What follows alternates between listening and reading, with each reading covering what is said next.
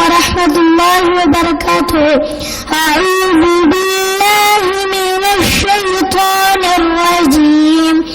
بسم الله الرحمن الرحيم.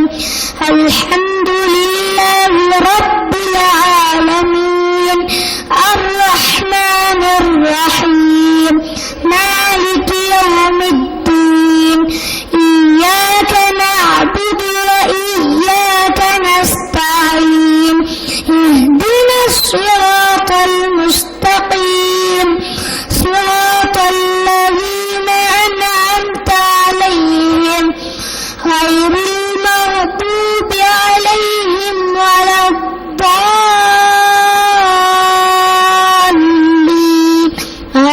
آمين. என்ன விஷயம் விழிப்புணர்வு. கரெக்ட். ஒரு விழிப்புணர்வு. என்ன விழிப்புணர்வு? ஒரு மருத்துவ விழிப்புணர்வுக்காண்டி நம்ம எல்லாம் ஒன்னா சேர்ந்திருக்கோம். ஒரு மனுஷனுக்கு விழிப்புணர்வு தெரிஞ்சிச்சுன்னா அவங்களே எல்லாமே செய்ய ஆரம்பிச்சிடும். விழிப்புணர்வு தெரியாதனால பல விஷயங்கள் போயிருது. ஒரே ஒரு சின்ன உதாரணம் சொல்லிடுறேன். பிஸ்மில்லாஹிர் ரஹ்மானிர் ரஹீம். அல்ஹம்துலில்லாஹி ரப்பில் ஆலமீன். அல்லாஹும்ம ஸல்லி அலா ஸய்யிதினா முஹம்மது வ அலா ஆலி ஸய்யிதினா முஹம்மது பாரிக் வஸல்லம். கண்ணியமிக்க அல்லாஹ் நல்லடியார்களே, இன்னைக்கு ரொம்ப முக்கியமான ஒரு விஷயத்துக்காக நம்ம எல்லாம் சேர்ந்திருக்கோம். என்ன விஷயத்துக்கு சேர்ந்திருக்கோம்? என்ன விஷயம்? விழிப்புணர்வு. கரெக்ட். ஒரு விழிப்புணர்வு. என்ன விழிப்புணர்வு? ஒரு மருத்துவ விழிப்புணர்வுக்காண்டி நம்ம எல்லாம் ஒன்னா சேர்ந்திருக்கோம். ஒரு மனுஷனுக்கு விழிப்புணர்வு தெரிஞ்சிச்சுன்னா அவங்களே எல்லாமே செய்ய ஆரம்பிச்சிடும். விழிப்புணர்வு தெரியாதனால பல விஷயங்கள் போயிருது. ஒரே ஒரு சின்ன உதாரணம் சொல்லிடுறேன். எத்தனையோ சுகர் பேஷண்ட் பார்க்கிறோம். ரமலானுடைய காலம், நோன்பு ஃபர்லு, அவங்களுக்கும் தெரியுது நோன்பு வைக்கணும் ஃபர்லுன்ட்டு, அவங்களும் நினைக்கிறாங்க வைக்கணும்ட்டு. ஆனா அவங்க உடம்பு ஒத்துழைக்கல, அவங்களால முடியல. எதனாலனாக்கா அவங்களுக்கு அதிகப்படியான சுகர் இருக்கிறதுனால. சுகர் அதிகமா இருக்கும் போது நோன்பு பிடிக்கிறது கொஞ்சம் சிரமமா இருக்கும். அசதி சீக்கிரமா வந்துடும். சில நேரங்கள் வாந்தி வந்துடும். நோன்பு முறிஞ்சு போயிடும். அப்போ ஒரு ஃபர்லே போயிருந்து பாருங்க. அதனால அடிக்கடி நான் எல்லாத்துக்கும் என்ன சொல்றேன்னாக்கா, நம்ம உடல் ஆரோக்கியம் ரொம்ப ரொம்ப அவசியம். நபிசாசம் ஈமானுக்கு அடுத்தது அதிகமா இதுக்காண்டி துவா கேட்டாங்க. ஆப்பியத்துக்காண்டி, உடல் ஆரோக்கியம், உடலோடைய ராகத்தை, இது விஷயத்துக்காண்டி அதிகமா அவங்களே துவா செஞ்சிருக்காங்க. அதனால உடல் ஆரோக்கியம் ரொம்ப ரொம்ப முக்கியம்.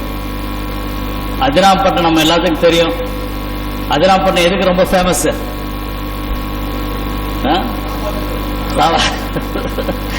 சாம்பார் ஃபேமஸ்.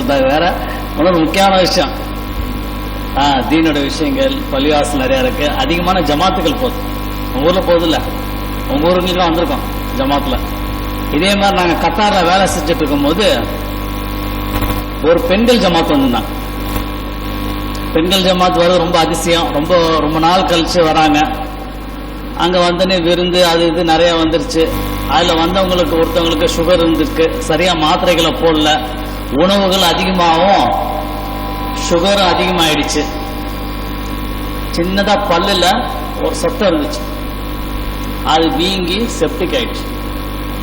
அவங்களுக்கு விசா கிடைச்சது 40 நாள். அதுல 30 நாள் அவங்க ஹாஸ்பிட்டலுக்கு போக வர, சுகரை குறைக்கிறதுக்கு, இன்சுலின் போடுறதுக்கு, மாத்திரை போடுறதுக்கு, அதுக்கப்புறம் பல்லு எடுக்கிறதுக்கு, இதுக்கே 30 நாள் போயிடுச்சு. அவங்க எந்த நோக்கத்துக்காண்டி வந்தாங்க? ஜமாத்துல வந்தாங்க. பல பெண்களை பார்க்கணும், பேசணும் அப்படின்னு வந்தாங்க. ஆனா முக்காவாசி நேரங்கள்ல எல்லாமே அவங்களுடைய ஆஸ்பத்திரிக்கு போக வர்றதுக்கே போயிடுச்சு. எதுக்காண்டி சொல்றேன்னாக்கா, உடல் ஆரோக்கியமா இருந்தாக்கா,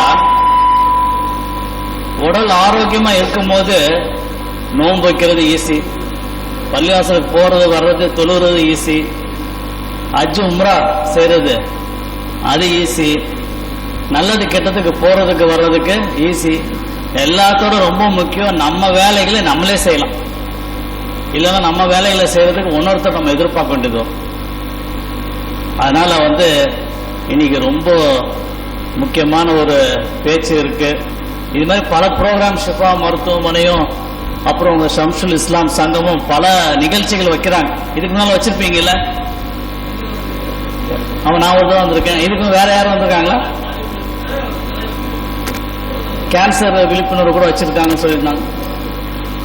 புற்றுநோய் வர 20 புற்றுநோயை பத்தி விழிப்புணர்வு வச்சிருக்கிறாங்க. இது மாதிரி அடிக்கடி வந்துகிட்டே இருக்கும். அதனால எந்த விழிப்புணர்வு ப்ரோக்ராம் வந்தாலும் எல்லாரும் தவறாம கலந்துக்கலாமா? இன்ஷா அல்லாஹ். இப்போ முதலாக நம்மள்ட்ட டாக்டர் நஃபீஸ் வந்திருக்காங்க. இன்னைக்கு கிட்டத்தட்ட ஒரு 30-35 பேஷண்ட் சுகர் உள்ள பேஷண்ட் பார்த்தோம். அதுல பல பேருக்கு பல்லோட பிரச்சனைகள் இருந்திருக்கு. ஒரு முக்கியமான காரணம் ஹார்ட் அட்டாக் என்னன்னா பல்ல இருக்கக்கூடிய சொத்தன்னு சொல்லணும். அது விஷயமா இப்ப டாக்டர் உங்கள்ட்ட சுருக்கமான முறையில் பேசுவாங்க. எல்லாமே கவனமா கேளுங்க. ஏதாவது சந்தேகம் இருந்துச்சுன்னா கடைசியில் நம்ம கேட்டுக்கலாம்.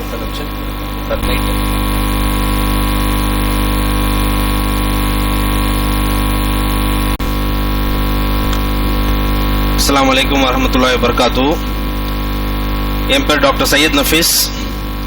என்னோட ஓன் ஹாஸ்பிட்டல் தாவூத் டென்டிஸ்ட்ரி அப்படின்னு சொல்லி ஒரு 11 வருஷமா 7 வெல்ஸ்ல சென்னையில் பிராட்வே டான் பாஸ்கோ ஸ்கூல் பின்னாடி இருக்கு. சரிங்களா? நான் basically I am a dentist. என்னோட அண்டர் கிராஜுவேஷன் டென்டிஸ்ட்ரி. அதுக்கப்புறம் நான் சர்ஜரியில் எக்ஸ்பர்டைஸ் பண்ணி பல்வேறு சிகிச்சையில எப்படிலாம் லேட்டஸ்ட் டெக்னாலஜி வச்சு நம்ம எப்படி பல்ல காப்பாற்றலாம். சரிங்களா? ஸோ அதை நான் நிறைய அதில் ஸ்டடீஸ் பண்ணி அதில் ரூட் கெனால் ஸ்பெஷலிஸ்டா இன்னைக்கு நிறைய கிளினிக்ஸ் ஹாஸ்பிட்டல்ஸ்லாம் போறேன். அது one of the top hospital Kaveri hospital கேள்விப்பட்டிருப்பீங்க, ஆல்வாபேட்டில். அங்கே கன்சல்டண்டா இருக்கேன். அப்புறம் விஎஸ் ஹாஸ்பிட்டல் சொல்லிட்டு ஆன்காலஜி கேன்சர் சம்பந்தப்பட்ட ஹாஸ்பிட்டல்லையும் கன்சல்டண்டா இருக்கேன். இப்போ இன்னும் ஒரு ஹாஸ்பிட்டல்ல ஹெட்டா எடுக்க போறேன் இன்ஷா அல்லாஹ். ஸோ இப்போ பல் மருத்துவத்தோட சிறப்புகள், பல் மருத்துவம் எவ்வளவு இம்பார்ட்டன்ட் அப்படின்றது பல்லுவலி வந்தவங்களுக்கு தெரியும். யாருக்கெல்லாம் இங்க பல்வலி வந்திருக்கு? பல்வலி வந்துரும் கை தூக்குங்க பின்னாடி. ஸோ ஆல்மோஸ்ட் 90% பல்வலி வந்திருக்கு. ஸோ பல்வலி வந்தா எப்படி இருக்கும்? ரொம்ப ரொம்ப பயங்கரமா இருக்கும், வலிக்கும், காப்பாற்றவே முடியாது அப்படின்ற லெவலுக்குலாம் யோசிப்பீங்க. சரிங்களா?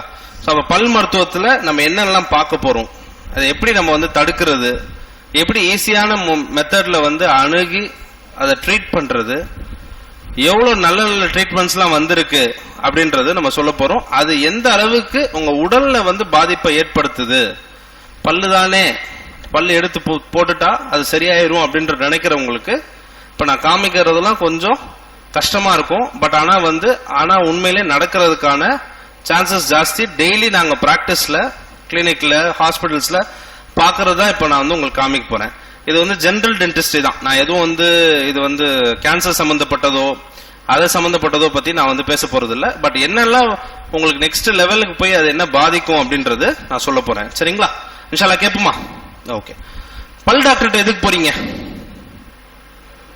பல்வலி, குட். வேற சொத்த, குட். வேற கூச்சம், பல் கூச்சம். வேற ரூட் கெனால். வேற கிளீனிங். பின்னாடி சொல்லலாம். எதுக்காக போறீங்கம்மா? பல் டாக்டர் எதுக்கு போறீங்க? வலிக்கு போறீங்க, பல் கூச்சதுக்கு போறீங்க, அதான் பல் எடுக்க போறீங்க. பல்லு வலி வந்தாதான் பல் டாக்டர் தெரியுறாங்க. கரெக்டா? அதுக்கு முன்னாடி யாரும் பல் டாக்டர் அணுகிறது இல்ல.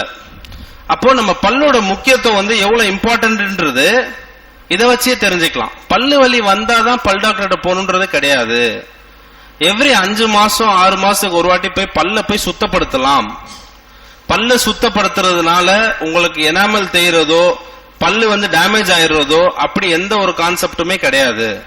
பல்லு கிளீன் பண்றது பேர் ஸ்கேலிங்னு சொல்லுவோம். ஸ்கேலிங்ன்றது பல்ல ரொம்ப எளிமையான மெத்தட்ல கிளீன் பண்றதுக்கான ஒரு ட்ரீட்மெண்ட். எப்படி நீங்க பிரஷ் பண்றீங்களோ அதே மாதிரி மெக்கானிக்கலா மிஷின் வச்சு கிளீன் பண்றது பேர் ஸ்கேலிங். அது வந்து தேவையில்லாத கரையும் காரையும் எடுக்கிறதுக்கான உபயோகப்படுத்துகின்ற ஒரு இன்ஸ்ட்ருமெண்ட். இதனால வந்து எந்த பாதிப்புமே ஆகாது. 5 மாசத்துக்கு ஒரு வாட்டி போய் கிளீன் பண்ணலாம். இதனால என்னென்ன பெனிஃபிட்ஸ் இருக்கு? பல்லுல சின்னதா சொத்தை இருக்கும் போது, இப்ப ஏன் பல்லுல எனக்கு சின்னதா ஒரே ஒரு சொத்தை இருக்குன்னா கூட என்னால அது வந்து கரெக்டா கண்டுபிடிக்க முடியாது. நான் டாக்டர் எதுவுமே, நானே இன்னொரு டாக்டரோ, இப்ப என் ஒய்ஃப் வந்து டென்டிஸ்ட், அதனால வந்து இப்ப அவங்கள்ட்ட போய் நான் காமிச்சு இங்க சொத்தை இருக்கான்ற செக் பண்ண முடியும். மத்தவங்களால அப்படி பண்ண முடியாது. என்ன பண்ணணும்? ஒரு டென்டிஸ்ட போய் பார்த்து கிளீன் பண்ணணும். கிளீன் பண்ணும்போது என்ன சொல்லுவாங்க, அந்த கரையும் காரையும் கிளீன் பண்ணி எடுக்கும் போது சின்ன சொத்தையா இருந்துச்சுன்னா ரொம்ப ரொம்ப ஈஸியான மெத்தட்லயே நம்ம வந்து அந்த பல்ல வந்து காப்பாற்ற முடியும். அதை ரூட் கெனால் வரைக்கும் எடுத்துட்டு போகணுன்றது அவசியம் இல்லை. என் சப்ஜெக்டே ரூட் கெனால் தான். அந்த ரூட் கெனால்ல இருந்தே தடுத்துடலாம். அப்ப என்ன பண்ணணும்? அந்த கிளீன் பண்ணும் போது கரையும் காரையும் எடுக்கும் போது சின்ன டாட், இப்ப செவர்ல வந்து ஒரு சின்ன புள்ளி இருந்தா எப்படி இருக்குமோ அந்த மாதிரி தான் வந்து அந்த சொத்தை இருக்கும்.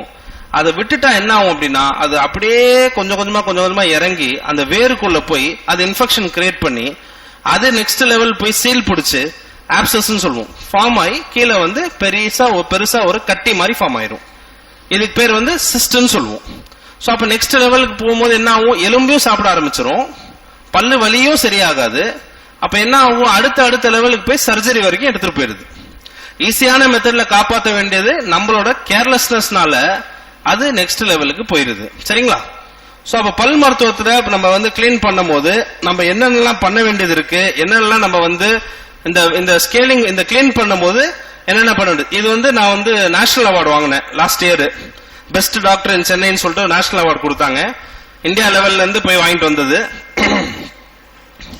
சோ இப்போ வந்து நம்ம வந்து பல் மருத்துவத்துல நம்ம பார்க்கக்கூடிய முக்கியமான விஷயம்,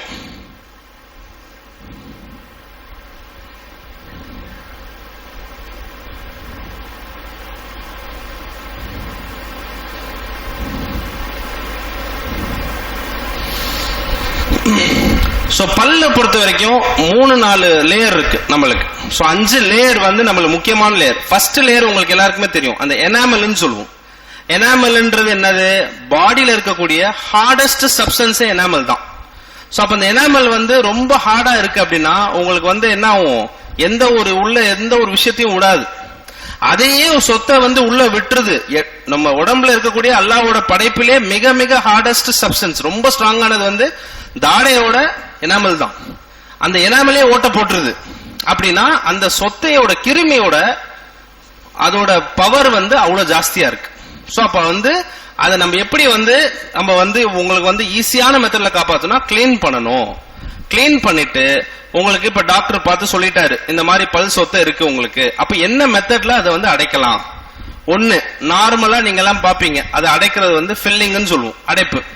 அது வந்து உங்களுக்கு பவுடர் கலர்ல இருக்கும். பவுடர் கலர்ல பண்றது வந்து பவுடர் ஃபில்லிங்னு சொல்லுவோம். சரிங்களா? இப்போ லேசர் ஃபில்லிங்னு ஒரு அட்வான்ஸ்ட் வந்துருச்சு. லேசர் ஃபில்லிங்னா என்ன? பல்லுல வந்து ஃபில் பண்ண மாதிரியே தெரியாது, அடைச்ச மாதிரியே தெரியாது. இது எந்த ஏஜ்ல வேணா பண்ணலாமா அப்படின்றது பாத்தீங்கன்னா, இது என்ன ஏஜ்ல வேணா பண்ணலாம். 70 வயசுலயும் பண்றோம், 7 வயசுலயும் பண்றோம். இதனால எந்த பாதிப்புமே கிடையாது. ஒண்ணு, இப்ப இதுதான் நம்மளோட அந்த கிராஸ் செக்ஷன், எனாமல், டென்டின், பல்ப்னு சொல்றோம் இல்லையா? அந்த எனாமல்ன்றது பெரிய லேயர், மேல தெரியுது பாருங்க, ஃபர்ஸ்ட் லேயர், அது வந்து பெரிய லேயர். அந்த டென்டின்ன்றது அதுக்கு நெக்ஸ்ட் லேயர், அதுக்கு கீழே போயிருச்சுன்னா தான் கூசும். சோ அப்ப அந்த எனாமல் டென்டின் லேயர்ல எனாமல் லேயருக்கு போய் உரசும் போதே அடைச்சிட்டோம் அப்படின்னா நம்ம ரூட் கெனால்ல இருந்தே தடுத்துடலாம். ரூட் கெனால் பண்ணா தொப்பி போடணும், கேப் போடணும். ரூட் கெனால் பண்ணி கேப் போடலன்னா பல்லு திருப்பி ஃபெயிலியர் ஆயிரும். அப்ப நம்ம என்ன பண்றோம்? அந்த பல்ல பொறுத்த வரைக்கும் நம்ம வந்து ரூட் கெனால் பண்ணாம இருக்கிறதுக்கு மேலேயே பிடிச்சி அடைச்சிடணும். அடைக்கிறது நான் சொன்ன மாதிரி உங்களுக்கு நிறைய டெக்னிக்ஸ் இருக்கு. சோ அப்போ நம்ம அந்த டெக்னிக் எல்லாம் நம்ம வந்து ஃபாலோ பண்ணும்போது, இந்த லேசர் ஃபில்லிங் பண்ணும்போது ஒரு அட்வான்டேஜ் என்னன்னா, பல்லுல அடைச்ச மாதிரியே தெரியாது, ரொம்ப ஸ்ட்ராங்கா இருக்கும், உங்களுக்கு பல் கூச்சமும் வராது, பல்லு வலியில இருந்தும் ரொம்ப நாள் தள்ளி போடலாம். இன்னைக்கு பண்ண வேண்டிய ரூட் கெனால ரொம்ப நாளுக்கு அப்புறமும் பண்ணாமே இருக்கலாம். ஒரு சில டைம் ரொம்ப டேமேஜா போயிருச்சு, அது பார்த்தாலே தெரியுது அப்படின்னா நம்ம அதை வேறு சிகிச்சை பண்ணி நம்ம அதை அழகா காப்பாற்ற முடியும். இன்னைக்கு வேறு சிகிச்சைன்றது ரொம்ப ரொம்ப எளிமையான மெத்தட்லாம் வந்துருச்சு. முதல்ல எல்லாம் பாத்தீங்கன்னா, பழைய டென்டிஸ்ட் எல்லாம் பாத்தீங்கன்னா ஒரு ரூட் கெனால் பண்றதுக்கு 1 நாள் ஆகும். இன்னைக்கு அப்படி கிடையாது. இன்னைக்கு இருக்க ரோட்டரிக்கும் ஒரு நாளைக்கு 50ல இருந்து 100 ரூட் கெனால் ஈஸியா பண்ணலாம். அந்த அளவுக்கு வந்துருச்சு டெக்னாலஜி. சோ முன்னெல்லாம் போனீங்கன்னா பல்லு வலி தான் எடுத்துருவாங்க. இப்ப அப்படி கிடையாது. இப்ப நம்ம வேற கிளீன் பண்ணி பல்ல காப்பாத்தி பல்லு கலர்ல தொப்பி போட்டு பல்ல ட்ரீட்மெண்ட் பண்ணிருக்கதே பேஷண்டே மறந்துடுவாங்க. அந்த அளவுக்கு அட்வான்ஸ் ட்ரீட்மெண்ட்லாம் வந்துருச்சு. பல் டாக்டர்கிட்ட போனாலே ரெண்டு விஷயம் சார், ஒன்னு காசு ஜாஸ்தி ஆகுது, ரெண்டு பல்லு அது வலி பயங்கரமா இருக்கு, எப்படி நீங்க ட்ரீட் பண்றீங்க? பல்லு வலி வந்து உங்களுக்கு இப்ப இருக்கக்கூடிய அனஸ்தீஷா, முதல்ல ஊசி போடும் போது ரொம்ப குத்தும் போது உங்களுக்கு பயங்கரமான வலி இருக்கும். இப்பெல்லாம் வந்து இந்த குத்துறதே வந்து ரொம்ப மினிமல் பெயினே தெரியாத அளவுக்கு தாங்கக்கூடிய அளவுக்கு வந்துருச்சு. அது போக வந்து பெயின்லெஸ் அனஸ்தீஷா எல்லாம் வந்துருச்சு. பெயின்லெஸ் அனஸ்தீஷானா ஒரு சின்ன ஒரு இன்ஜெக்ஷன் நீடில் மாதிரியே இருக்கும், நல்ல ஹெவியா இருக்கும், வச்சு ஒரே ஒரு சவுண்ட் தான் வரும். சவுண்ட் வரும்போது நல்லா உள்ள போய் பஞ்ச் பண்ணும் போது பெயினே இருக்காது. அந்த இடத்துல நம்மிங் கிரீம் மாதிரி போட்டுருவோம். கிரீம் போட்டுட்டு போடும் போது ரொம்ப எளிமையான மெத்தட்ல ட்ரீட்மெண்ட் பண்ணி போயிரு. இன்னொன்னு கான்சியஸ் செடேஷன் இருக்கு. கான்சியஸ் செடேஷன் என்னன்னா, பேஷண்ட் நம்ம கிளினிக்ல சேர்ல இங்க கூட வச்சு பண்ணலாம். ஜஸ்ட் அவங்களுக்கு வந்து கோல்டு இருக்கக்கூடாது. கோல்டு இல்லாத போது நைட்ரஸ் ஆக்சைடு வச்சு நம்ம மூக்குல வச்சுட்டோம் அப்படின்னா ஸ்லீப், அதாவது ஹாப்பி டென்டிஸ்ட்ரி மாதிரி, அதாவது ஸ்மைலிங் டென்டிஸ்ட்ரின்னு சொல்லுவோம். அதாவது சிரிச்சுக்கிட்டே இருப்பாங்க ஒண்ணு. இன்னொன்னு வந்துட்டு அந்த பெயினோட தாக்கம் வந்து அவங்களுக்கு தெரியாது. அனஸ்தீசியா போடும் போது பெயினே இருக்காது. சோ இந்த அளவுக்குலாம் வந்துருச்சு. சோ அதனால நீங்க டென்டல் போபியா வந்து மறந்துடுங்க. அதாவது அதாவது வலி வரும் போனா வந்து ரொம்ப வந்து பெயினோட பண்ணுவாங்கன்ற கான்செப்ட்லாம் போயிருச்சு. ரொம்ப ரொம்ப எளிமையான மெத்தட்ல போகும். இன்னும் நெக்ஸ்ட் லெவலுக்கு போய் என்ன பண்றோம், சின்ன குழந்தைங்களுக்கு 4.5 வயசு குழந்தை, 5 வயசு குழந்தை, நம்ம 4 வயசு 3 வயசு 2.5 வயசுக்குலாம் ட்ரீட் பண்றோம். அப்ப எப்படி பண்றோம், கூட்டு போய் ஆபரேஷன் தியேட்டர்ல வச்சு சின்ன செடேஷன் போட்டுட்டோம் அப்படின்னா ஃபுல்லா நம்ம கண்ட்ரோல்ல பல் மருத்துவத்தில் இருக்கக்கூடிய எல்லா ட்ரீட்மெண்ட்டுமே 1 மணி நேரம் 2 மணி நேரம் ஆபரேஷன் தியேட்டர் எடுத்து கிளினிக்ல என்ன பண்ண போறோமோ அதை அங்க பண்ணி குழந்தைக்கு சுத்தமா மறந்துடும் என்ன பண்ணிருக்குன்னு. அது அடல்ட் கூட இப்ப பண்ணிக்கிறாங்க சென்னையில, சுத்தமா எதுவுமே தெரியாது. அப்ப ஃபுல்லா செடேட்டடா இருப்பாங்க, நம்ம கிட்ட வந்து ட்ரீட்மெண்ட் பண்ணிப்பாங்க. இதெல்லாம் வந்து முக்கியமான விஷயமா பாக்குறோம். இப்போ நீங்க வந்து பல்லு வந்து சொத்தை கண்டுபிடிச்சிட்டீங்க. இப்போ பல்லுல வந்து தொப்பி போடுறீங்க. தொப்பி போட்ட உடனே நம்மளுக்கு மெயினான 2 விஷயம், முக்கியமான விஷயம், நம்மளோட ஈர் வந்து ரொம்ப ஸ்ட்ராங்கா இருக்கா, ஈர் வந்து நம்மளுக்கு ரொம்ப ரொம்ப ஸ்ட்ராங்கா இருக்கா அப்படின்றது பார்க்கணும். இப்ப இது வந்து ஒரு ஸ்ட்ராபெரி வந்து கிடைக்கும் போது அந்த அளவுக்கு தெரியாது, உங்க ஈர்ல பிரச்சனை இருக்கா இல்லையன்றது தெரியாது. இப்ப நான் என்ன சொல்றேன், உங்களோட ஈரு இப்ப இங்க நிறைய டயபெட்டிக், இப்ப இன்னைக்கு காலையில கேம்ப் பண்ணோம், நிறைய டயபெட்டிக் பேஷண்ட் பார்த்தோம், டாக்டர் பார்த்தாரு, நானும் பார்த்தேன், நிறைய பேர் பல்ல ப்ராப்ளமும் பார்த்தோம். இவங்களுக்கு நான் கொடுக்கிற ஒரு சின்ன ஒரு ஹோம் டெஸ்ட் என்னன்னா, ஒரு ஆப்பிள் எடுத்துக்கங்க, நல்லா கழுவிருங்க, நல்லா கழுவிட்டு அந்த நடு பகுதியில போய் அந்த ஆப்பிள் எடுத்து கடிங்க, நடுவுல கடிக்கணும், நல்ல வாயை நல்லா ஓபன் பண்ணி கடிங்க. அப்ப கடிக்கும் போது உங்க ரத்த கசைவுகள், ஈரல இருக்கக்கூடிய ரத்த கசைவுகள் வந்து அந்த ஆப்பிளோட சதை இருக்கு இல்லையா, அதுல படுத இருக்கு அப்படின்னா நீங்க வந்து கம்பல்சரி உங்க ஈரை ட்ரீட் பண்ணணும். அந்த ஆப்பிள் வந்து எப்பவுமே கடிச்சா வெள்ளை வெள்ளையனா இருக்குன்னா உங்க ஈரல எந்த பிரச்சனையும் இல்ல. சோ அப்ப இது முக்கியமா பார்க்கணும். யாரெல்லாம் பார்க்கணும், நார்மலா இருக்கவங்க பார்க்கலாம், முக்கியமா sugar patient, hypertensive patient, thyroid patient, மாத்திரைகள் நிறைய போடக்கூடிய பேஷண்ட்ஸ், இவங்க எல்லாம் வந்து பார்க்கணும். சரிங்களா? பல்லு எனக்கு லைட்டா ஆடுற மாதிரி ஃபீல் ஆகுது அப்படின்னா அந்த ஆடுற போதே நம்ம வந்து இன்னைக்கு இருக்க ட்ரீட்மெண்ட் சிகிச்சையில ரொம்ப எளிமையான மெத்தட்ல ஆடுறதே நிப்பாட்டக்கூடிய அளவுக்கு ட்ரீட்மெண்ட் வந்துருச்சு. சோ அப்ப இந்த ஆப்பிள டெஸ்ட் பண்ணி பாக்குறீங்களா, இன்னைக்கு ஆப்பிள் எடுத்து கடிச்சு பாருங்க. கடிச்சிட்டீங்கன்னா உங்க அந்த ஈரல வந்து ரத்த கசைவு இருக்கு அப்படின்னா டெஃபினட்டா நீங்க ஈருக்கான ட்ரீட்மெண்ட் செய்யணும். சரிங்களா? அது முக்கியமான விஷயம்.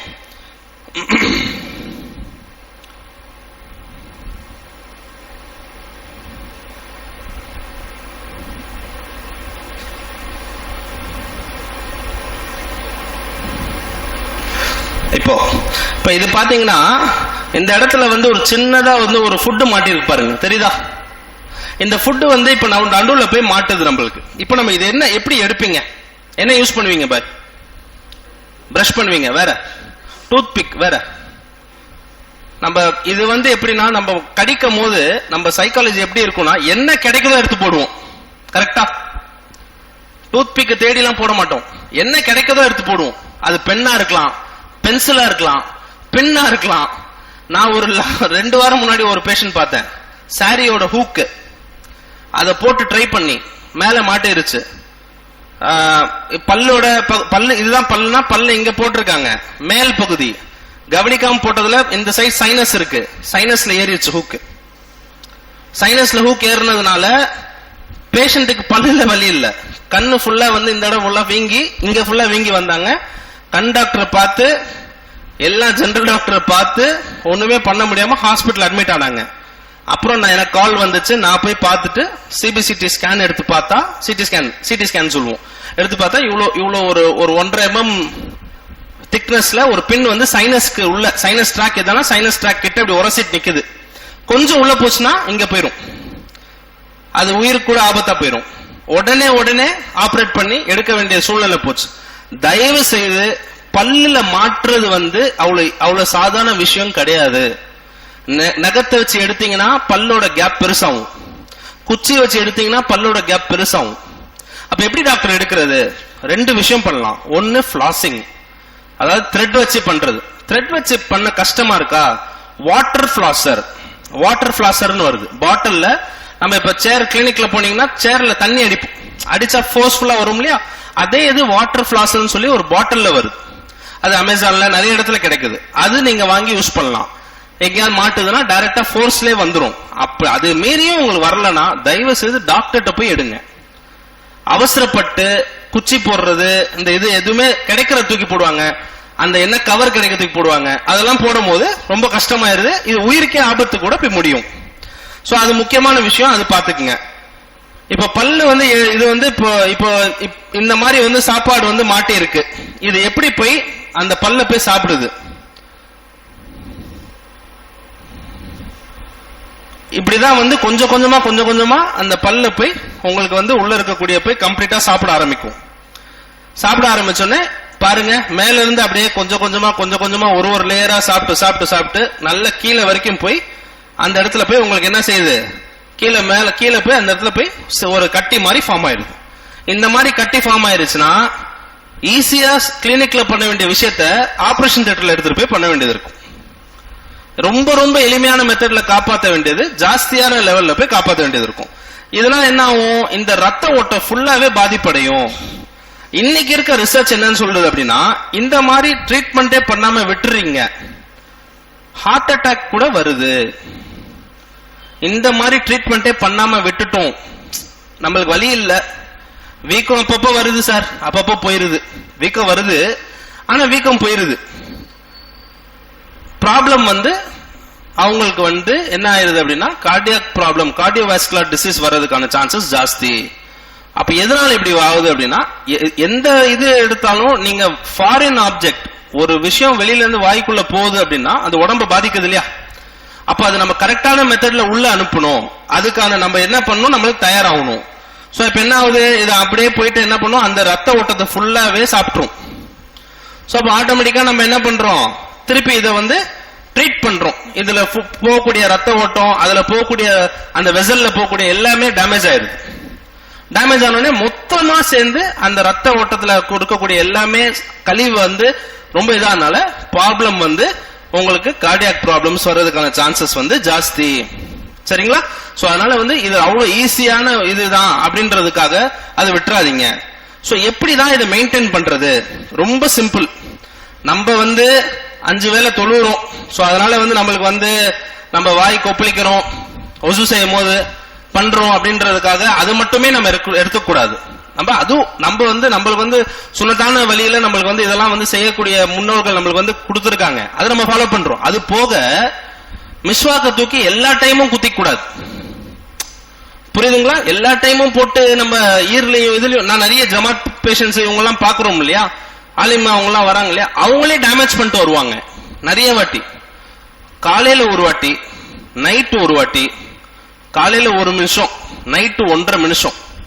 So 10 second 10 second 10 second 10 second 40 செகண்ட்ல இருந்து 1 நிமிடம் பிரஷ் பண்ணீங்கன்னா போதும்.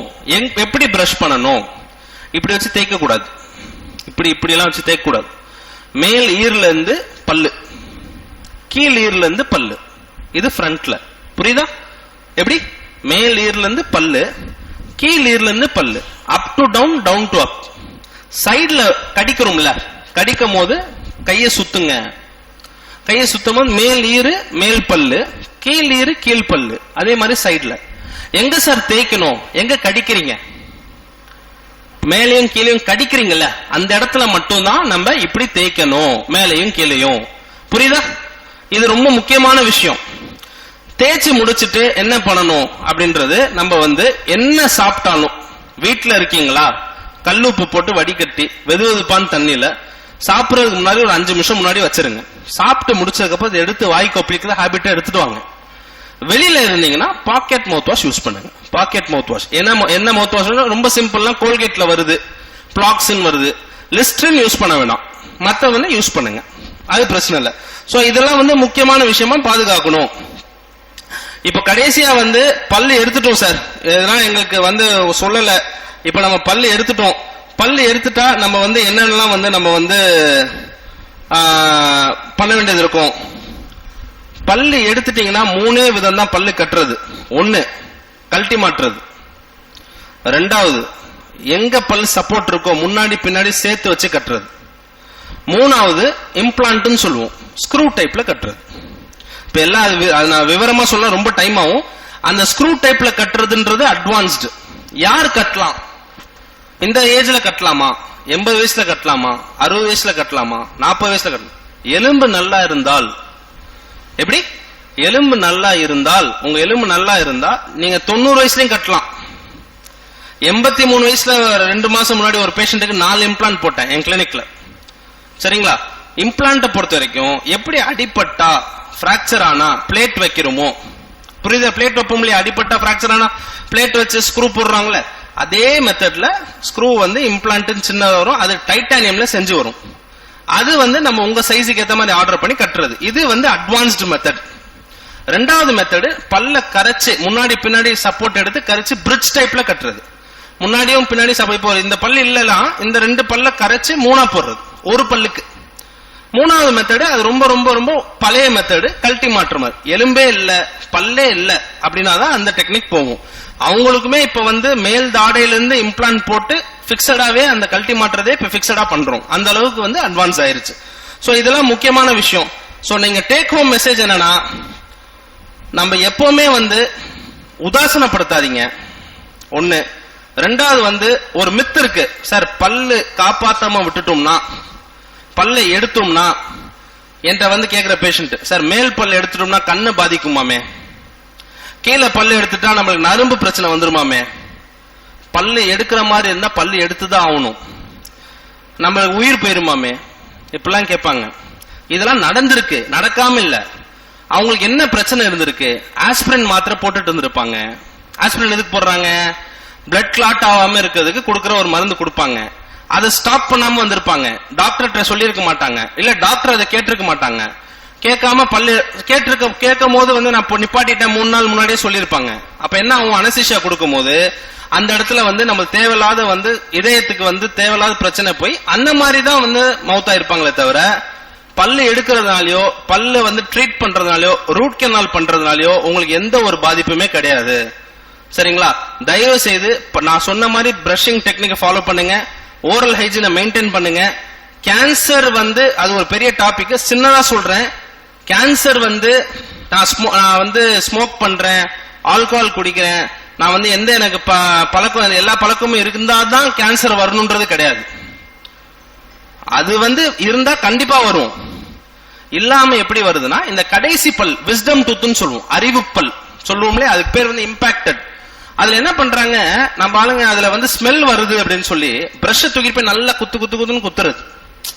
அப்ப இந்த சைடு அந்த சைடு மேல கீழே எல்லா சைடும் நல்லா குத்து குத்துன்னு குத்தி அந்த இடத்த ரணமாக்கி உள்ள சாப்பிடும் போது ஏதாவது சாப்பிடும் போது என்ன பண்ணுவாங்க, அடிக்கடி இந்த சதை மாட்டும்.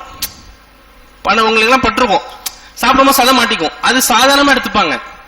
ஒரு நாள் மாட்டினா பரவாயில்ல, ஒரு மாசத்துல 25 நாள் 30 நாள் மாட்டுச்சுன்னா அந்த இடத்துல புண்ணாயிரும்.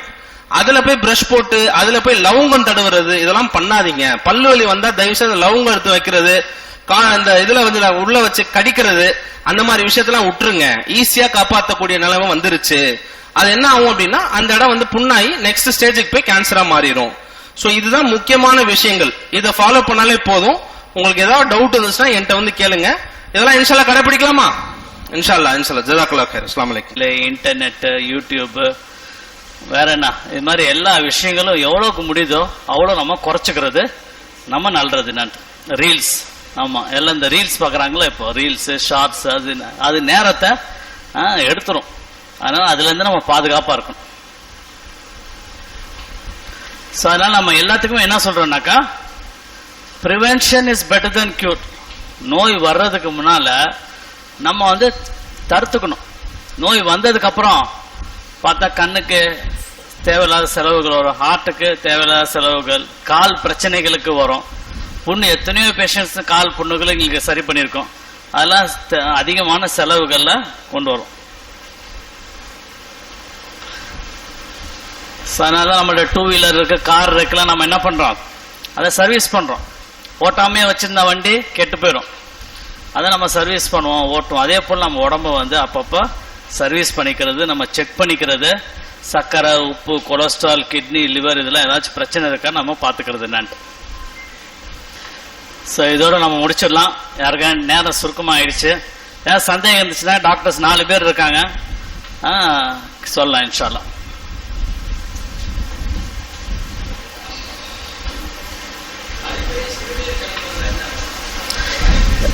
ஏஜ் இன்க்ரீஸ் ஆகும்போது அடிக்கடி சிறுநீர் வர்றதுக்கு ஒரு வாய்ப்பு இருக்கு. ஏஜ் குறிப்பா 45-50 வயசுக்கு மேல ப்ராஸ்டேட்னு சொல்லுவாங்க. ப்ராஸ்டேட் அது இயற்கையை எப்படி நமக்கு முடி நரைக்க ஆரம்பிக்குது, கை கால் தோள்கள்லாம் சுருக்கம் வருது, அதே போல அந்த ப்ராஸ்டேட்டும் ஒரு 45-50 வயசு மேல கொஞ்சம் பெருசாக ஆரம்பிச்சிடும். அதை நம்ம ஸ்கேன் பண்ணி பார்க்கணும் என்ன சைஸ்ல இருக்கு அப்படின்ட்டு. அது கொஞ்சம் பெருசா இருந்துச்சுனாக்கா மாத்திரை போட்டாக்கா அது இரவுல அடிக்கடி சிறுநீர் போறது நம்ம கொஞ்சம் குறைஞ்சிரும். இது இல்லாம வேற ஏதாச்சும் பிரச்சனை இருக்கான்னு பார்க்கலாம். சில சுகர் மாத்திரையில சிறுநீர் அதிகமா போகும், சில சுகர் மாத்திரையில சுகர் அதிகமா இருந்தாலும் சிறுநீர் அதிகமா போகும்.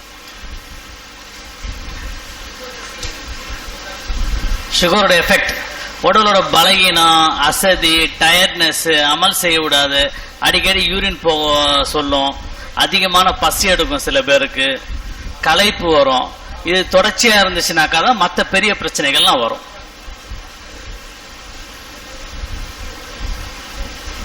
வேற ஏதாவது சந்தேகம் இருக்குங்களா? இப்ப எல்லாத்துக்கும் சுகர், பிபி எல்லாம் செக் பண்ணிட்டு இருக்காங்க. யார் யாரெல்லாம் செக் பண்ணலையோ அவங்க எல்லாம் செக் பண்ணிக்கலாம். தனிப்பட்ட முறையில் ஏதாவது சந்தேகம் இருந்துச்சுன்னா கூட நம்மள்ட்ட கேட்டுக்கலாம். பல் டாக்டர் இருக்காங்க, மற்ற டாக்டர்ஸ் இருக்காங்க, அவங்கள்ட்ட கேட்டுக்கலாம் இன்ஷா அல்லாஹ். என்ன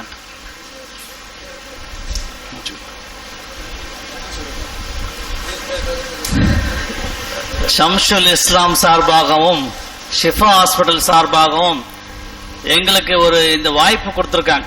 எங்க போனாலும் நாங்கள் ஒரு விழிப்புணர்வு ஏற்படுத்துவோம்.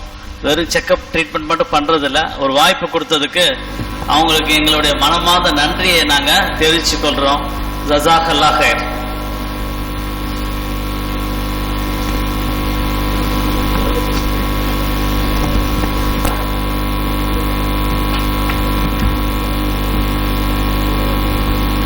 அஸ்ஸலாமு அலைக்கும். ஷிஃபா ஆஸ்பத்திரி அதிலிருந்து அந்த ஸ்டாஃப், அந்த டைரக்டர் மற்றும் டாக்டர்ஸ் எல்லாம் வந்திருக்காங்க.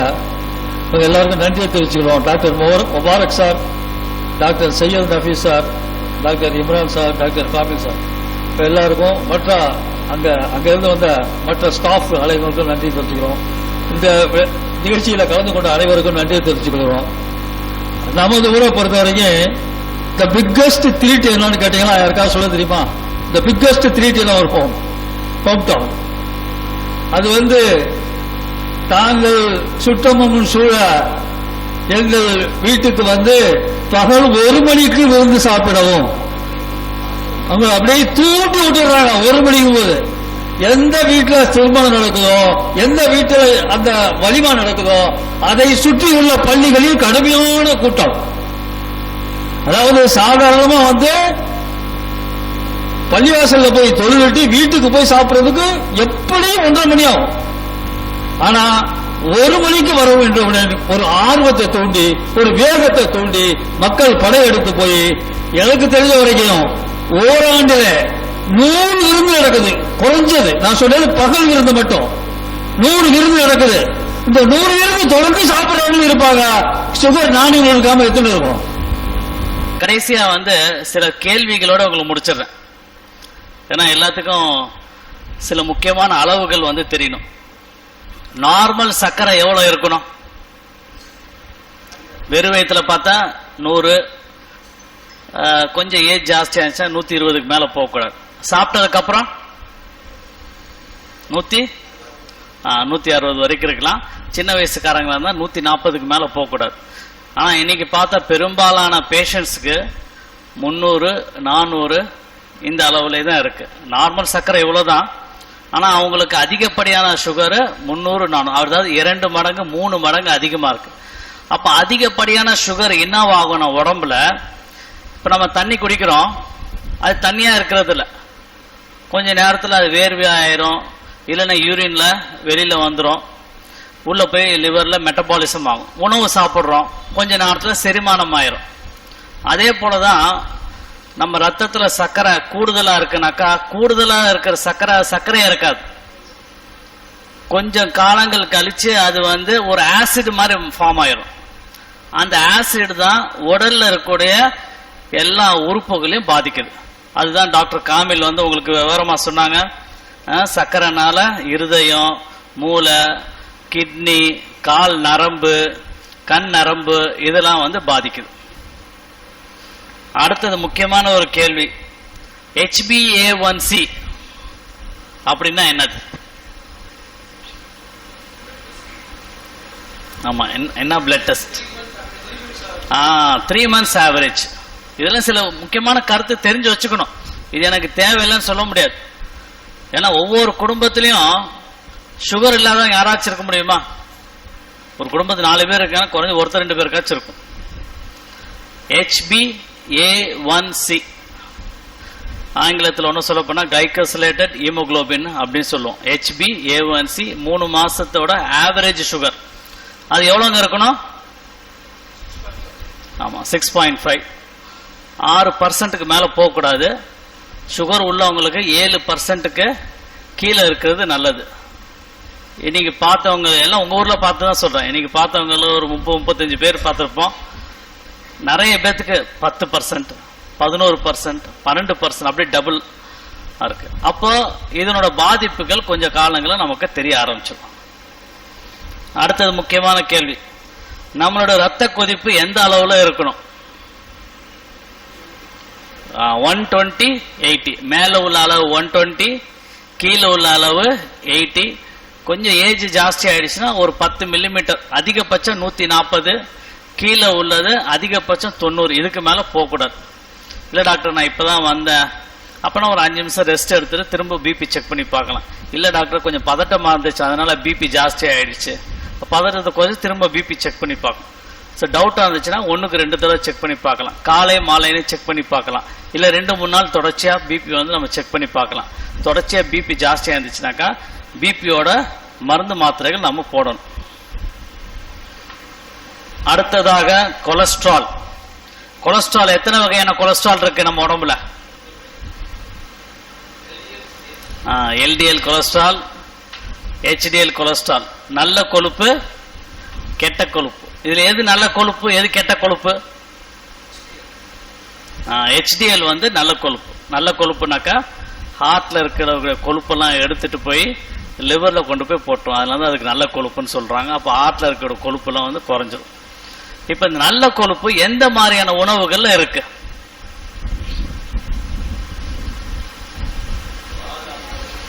பாதாம், ஃபைபர் ஃபுட்டு, டீப் ஃப்ரை, வீட், கோதுமை, கோதுமை இல்ல, கார்ன் அதுவும் கிடையாது. அரபு நாட்டில் என்ன ஆயில் அதிகமா யூஸ் பண்ணுவாங்க? எல்லாருமே அரபு நாட்டில் போயிருப்பீங்க. ஆலிவ் ஆயில் எல்லாரும் போயிருப்பீங்க, எல்லாரும் சாப்பிட்டுருப்பீங்க. ஆலிவ் ஆயில்ல அதிகமான HDL கொழுப்பு இருக்கு. மீன் எண்ணெய் மாத்திரை சாப்பிட்டுருப்பீங்களா நிறைய பேர்? மீன் எண்ணெய் மாத்திரை 7 C's காட் லிவர் ஆயில், அதுல அதிகமான HDL இருக்கு. அதனால அது மாதிரி அந்த உணவுகளை கொஞ்சம் அதிகமா சொல்லலாம். சில பேர் ஆலிவ் ஆயில் டெய்லி 1 ஸ்பூன் வெறும் வயிற்றுல கூட குடிப்பாங்க. ஜைத்துன் ஆயில் கேள்விப்பட்டிருப்பீங்களா? கிடைக்கும் உங்க ஊருக்குள்ள. கெட்ட கொழுப்பு உள்ள உணவுகள் இன்னைக்கு மத்தியானம் சாப்பிட்டோம். சொல்லுங்க டாக்டர், என்ன சாப்பிட்டீங்க மத்தியானம்? பிரியாணி சாப்பிட்டார் doctor. Noodles, fast food item, deep fry item, junk food, இதெல்லாம் நமக்கு தெரியுது. சரி, எனக்கே ஒரு நாள் சாப்பிட்ற பிரச்சனை இல்லை. இதே டெய்லி சாப்பிட்றது, வீட்டில் பிள்ளைங்களுக்கு அதே செஞ்சு கொடுக்கறது, 2 minutes மேகி நூடுல்ஸ் விளம்பரத்தை பார்த்து பிள்ளைங்களுக்கு நம்ம அதே செஞ்சு, எல்லாம் மைதா கண்டென்ட்டும் ஆர்டிபிஷியல் ஃபுட்டும் எல்லாம் ரெடிமேட் ஃபுட்டும் உடம்புக்கு எதுவுமே நல்லது கிடையாது. அப்புறம் இன்னொருத்தர் ஆஜியாட்ட பேசிட்டு இருக்கும் சொன்னாங்க, தேங்காய் பத்தி சொல்லிட்டு இருந்தாங்க. தேங்காய் சாப்பிடலாமா சாப்பிடக்கூடாது? யார் யார் சொல்றீங்க சாப்பிடலான்ட்டு? யார் யார் சொல்றீங்க சாப்பிடக்கூடாதுன்ட்டு? பாயில் பண்ணாம சாப்பிடலாம், தேங்காயும் சாப்பிடலாம், தப்பு கிடையாது. எல்லாமே அளவு தான். தண்ணி குடிக்கிறது நல்லதுன்னா வெறும் தண்ணியை குடிச்சிருக்க மனுஷன் உயிர் வாழ முடியாது. ஒரே நேரத்தில் 2 லிட்டர் தண்ணியும் குடிக்க முடியாது. அதே போலதான் தேங்காய் சாப்பிடலாம், தப்பு கிடையாது. எல்லாமே ஒரு அளவு தான். ஸோ நடுநிலைமையான ஒரு வாழ்க்கையை வச்சுக்கும் போது வாழ்க்கை வந்து ரொம்ப ஈஸியாயிரும், உடம்பும் சீரா ராகத்தா இருக்கும். அதனால தான் அடிக்கடி நாங்க சொல்றது என்னன்னா, சுகரை வந்து சாதாரணமா எடுத்துக்கொள்ளாதீங்க. அது பல பிரச்சனைகளை கொண்டு வரும், உடல்ல இருக்கக்கூடிய எல்லா உறுப்புகளையும் பாதிக்கும். சாதாரணமா ஒரு டாக்டர் சொன்ன மாதிரி கொஞ்சம் மாத்திரைகள்ல சரியாக வேண்டியது நம்ம கட்டுப்பாட்டில் கொண்டு வரலனாக்கா அது பல பிரச்சனைகள்ல கொண்டு வரும். ஒன்னு உணவோட விஷயங்கள் சொன்னாங்க. 2வது முக்கியமான விஷயம் என்னது? சர்க்கரை கட்டுப்படுத்தணும்னாக்கா வாக்கிங். பக்கத்திலே இருக்கு. எந்த இடம் இருக்கு பக்கத்துல? வாக்வே. நாங்க பல ஊர்களுக்கு போயிருக்கோம். சமீபத்தில் கூட ராம்நாடு போனோம், கீழக்கரை போனோம், அப்புறம் ஆம்பூர் போயிருக்கோம். இது மாதிரி முகாம் வச்சிருப்போம், விழிப்புணர்வு பேச்சு பேசுவோம். தமிழ்நாட்டில் எனக்கு தெரிஞ்சு எங்கேயுமே இது மாதிரி வாக்கிங் வே ஏற்படுத்தல. எனக்கு தெரிஞ்சு மேபி சின்ன பார்க் இருக்கலாம், ஆனா இது மாதிரி ஒரு நல்ல ஒரு நடைப்பயிற்சி செய்யக்கூடிய ஒரு இடம் இல்ல. பெண்களுக்கு தனி இடம், ஆண்களுக்கு தனி இடம். வக்து தொழுகை வந்துச்சுன்னா டக்குன்னு தொழுதுக்கலாம், திரும்ப வாக்கிங்க்கு வந்துடலாம். அதனால டெய்லி இது ஒரு பயிற்சியா பண்ணிக்க சொல்றாங்க. திடீர்னு எந்திரிச்சு நடக்கிறது இல்ல. புதுசா நடக்கிறவங்க முதல்ல ஒரு 10 நிமிஷம் 15 நிமிஷம் நடங்க. அதுக்கப்புறம் கொஞ்சம் நாள் ஆக கொஞ்சம் கொஞ்சமா அதிகப்படுத்துங்க அப்படிங்கிறாங்க. சோ முதலாவதாக என்ன சொன்ன, உணவு மாற்றங்கள் செய்யணும். 2வதாக என்ன சொன்ன, நடைப்பயிற்சி செய்யணும். 3வதாக மருந்து மாத்திரைகள், டாக்டர் சொன்ன மாதிரி மருந்து மாத்திரைகளை கரெக்டா நேரம் தவறாம நம்ம வந்து போடுறது. அப்புறம் 4வது ரொம்ப முக்கியமான விஷயம் இரவு தூக்கம். இப்ப இரவுல எல்லாரும் எத்தனை மணிக்கு தூங்குறாங்க இப்போ? மார்னிங் கூப்பிடுறாங்க. அதனால வந்து இரவு தூக்கம் ரொம்ப அவசியம். நிறைய பேர் இன்னைக்கு கூட ஒருத்தவங்கள்ட்ட பேசியிருந்தேன், எங்க அம்மா பயான் கேட்டுக்கிட்டே இருப்பாங்க அப்படின்ட்டு. எதுல அவன் பயான் கேட்டு, இதுல யூடியூப்ல 1 மணி நேரம் 2 மணி நேரம் கேட்டுட்டே இருக்காங்க, தூக்கம் வரலன்னு கேட்கறாங்க. அதாவது பயான் கேட்கறது நல்லதுதான், தப்பு கிடையாது. நம்ம அந்த இன்டர்நெட், அந்த மொபைல்ல இருக்கக்கூடிய அந்த லைட்டை நம்ம பார்த்துட்டே இருக்கும் போது நம்மளுடைய மூளையும் நம்மளுடைய கண்களும் அது ஆக்டிவா இருந்துகிட்டே இருக்கும். அப்ப நமக்கு தூக்கத்தை கொண்டு வந்து கொடுக்காது. அதனால வந்து அதிகமா இந்த மாதிரி gadgets, laptop, mobile, internet, YouTube, வேற என்ன, இது மாதிரி எல்லா விஷயங்களும் எவ்வளவுக்கு முடியுதோ அவ்வளோ நம்ம குறைச்சிக்கிறது நம்ம நல்லது. ரீல்ஸ், ஆமா, எல்லாம் இந்த ரீல்ஸ் பாக்குறாங்களா இப்போ, ரீல்ஸ், ஷார்ட்ஸ், அது நேரத்தை எடுத்துரும். அதனால அதுல இருந்து நம்ம பாதுகாப்பா இருக்கணும்.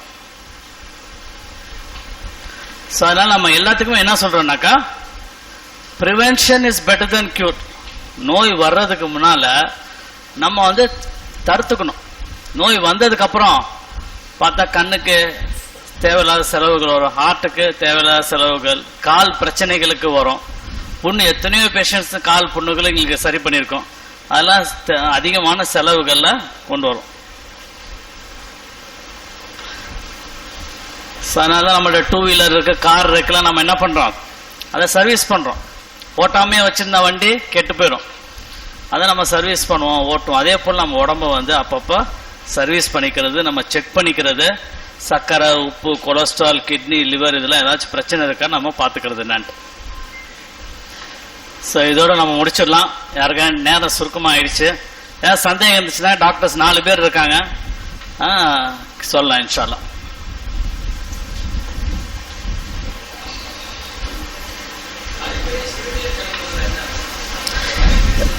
ஏஜ் இன்க்ரீஸ் ஆகும்போது அடிக்கடி சிறுநீர் வர்றதுக்கு ஒரு வாய்ப்பு இருக்கு.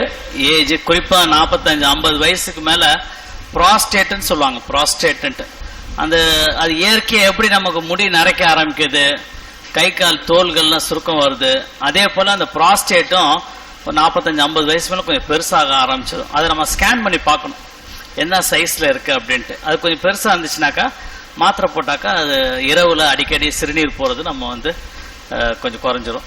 இது இல்லாம வேற ஏதாச்சும் பிரச்சனை இருக்கான்னு பார்க்கலாம். சில சுகர் மாத்திரையில சிறுநீர் அதிகமா போகும். சில சுகர் மாத்திரையில சுகர் அதிகமா இருந்தாலும் சிறுநீர் அதிகமா போகும். சுகரோட எஃபெக்ட் உடலோட பலகீனம், அசதி, டயர்ட்னஸ், அமல் செய்ய விடாது, அடிக்கடி யூரின் போக சொல்லும், அதிகமான பசி எடுக்கும், சில பேருக்கு களைப்பு வரும். இது தொடர்ச்சியா இருந்துச்சுனாக்கா தான் மற்ற பெரிய பிரச்சனைகள்லாம் வரும்.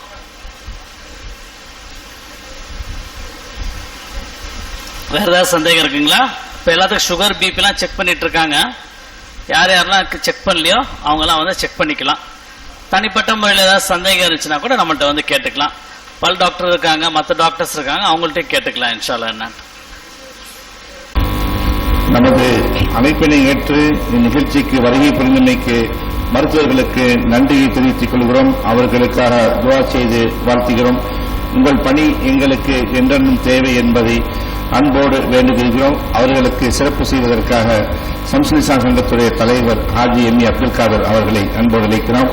முதலாவதாக டாக்டர் ஜே முபாரக் அவர்களுக்கு சிறப்பு செய்வார்கள்.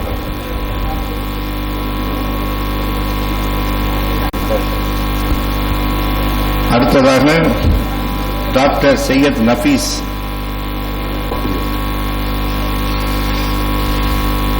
அடுத்ததாக டாக்டர் இம்ரான் அவர்களுக்கு, அடுத்ததாக டாக்டர் காமில் அவர்களுக்கு,